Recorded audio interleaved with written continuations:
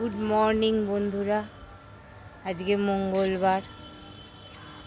প্রথমেই তোমাদের ছাদে চলে এসেছি, সব জামা কাপড় শুকো দিয়ে দিয়েছি।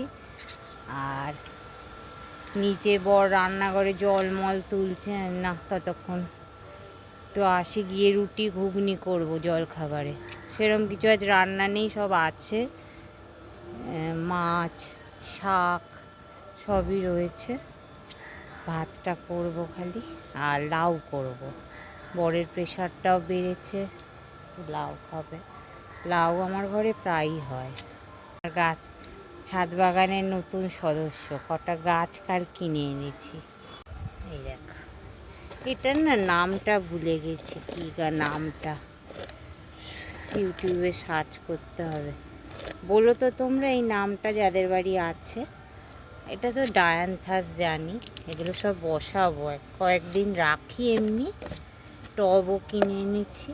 এই যে ডালিয়া আছে 4টে, আর গাজানিয়া আছে 2টো, আর 2টো পিটুনিয়া আমার আগে বসানো, আর এই 3টে মতো পিটুনিয়া দিয়ে দিয়েছে।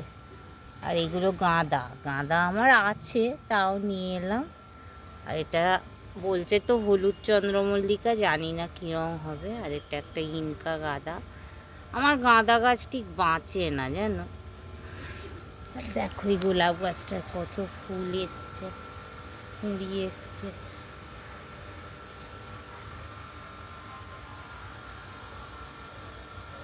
এই এই লেবুগুলো আর বাড়বে না, বুঝেছো, তুলে ফেলি, এটা পাকা হয়ে গেছে।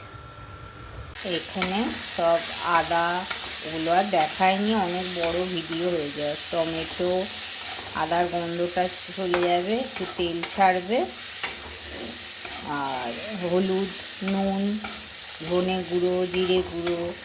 জিরে গুঁড়ো অল্প দিয়ে, আমার জিরের গন্ধ ভালো লাগে না। ধনে গুঁড়ো দিয়ে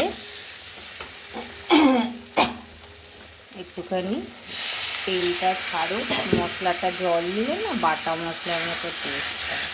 আর নুন দিয়ে দিয়েছি। আর আমার কত সেদ্ধ আলু কাটা থাকে, একটু বাড়াবার জন্যে ঘুগনিটাকে একটু আলু সেদ্ধ দিয়ে দিয়েছি। তেল ছাড়লে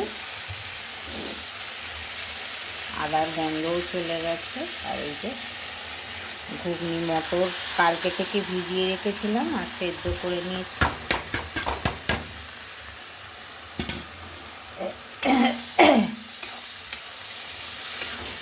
আমি নিরামিষ ঘুগনিও বানাই, পেঁয়াজ ছাড়া, রসুন ছাড়া, একই সব।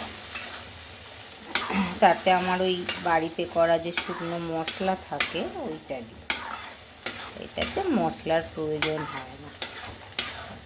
পেঁয়াজ রসুনেরই একটা গন্ধ থাকে। আর রং হওয়ার জন্য একটু কাশ্মীরি লঙ্কার গুঁড়ো দিয়েছি, কারণ আমার পেঁয়াজ বাটাতে লঙ্কা দেওয়া অলরেডি, ঝাল হয়ে গেলে মুশকিল।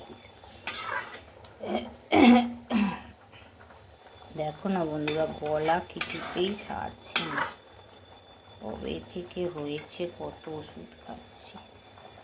যাকে এই যে ভাত হয়ে এসছে,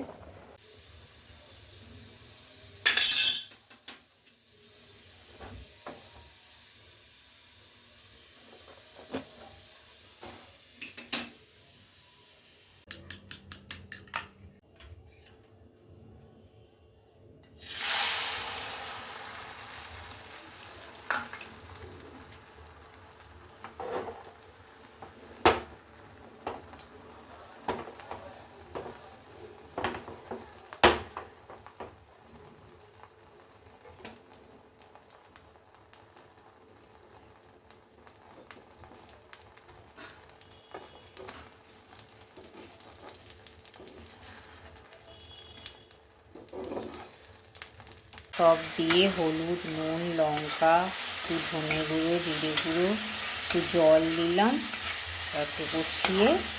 আলু আমার সেদ্ধ করা থাকে, আমি আলু সেদ্ধ করেই খাই, যতটুকু খাই 1 টুকরো খেলেও।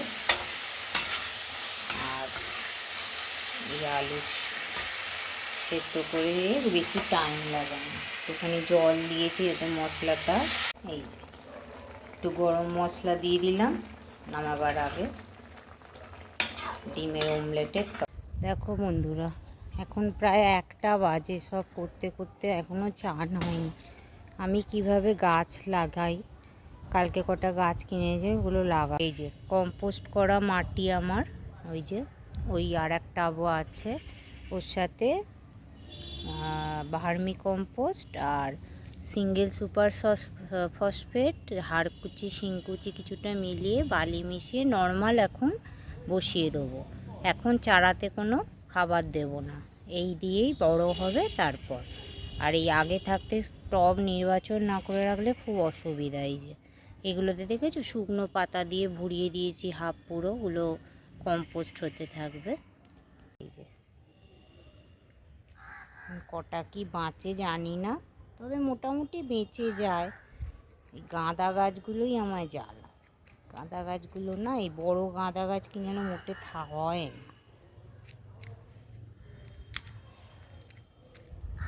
এই যে সব বসিয়েছি।